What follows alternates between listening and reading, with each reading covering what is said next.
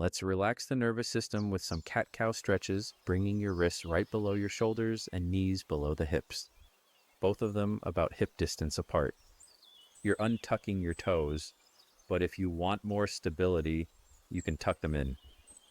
With a flat back, you're going to lift your head, drop your navel, and keep your tailbone high with your inhale. Your exhale is going to reverse this, but your breath should move you. So your breath is dictating the speed of your cat-cow's cycle. Move back into the cat, dropping your head, rounding your back, and tucking your tailbone in.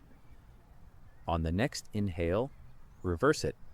Bend slightly at your elbows if you need help through the motion, but then press your palms out in either direction.